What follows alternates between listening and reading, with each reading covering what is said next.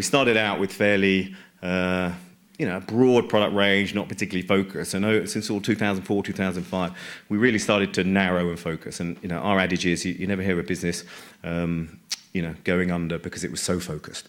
And that's really been what ASOS is all about now. We know exactly who our customer base is. She's 20-something, he's 20-something.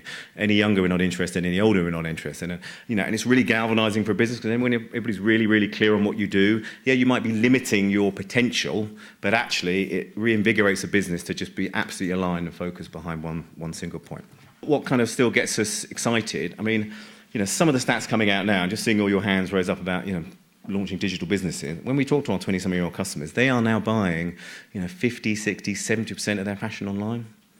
And, all the preconceptions we had about why they would want to go down a store, the convenience of trying it on or the convenience of, touch and feel and all those sort of things just seem to be disappearing. And what's happening actually is, retail in its old guise, is fundamentally flawed. You needed retail, lots of shops in lots of different places because that's where you lived. You lived in lots of different places. The reality of the internet, you only need one.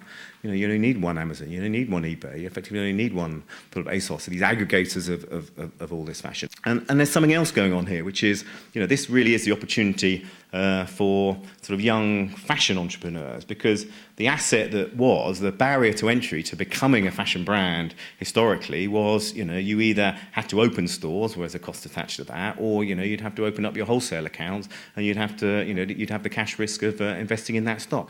That is not the case anymore. And we have a number of brands throughout ASOS.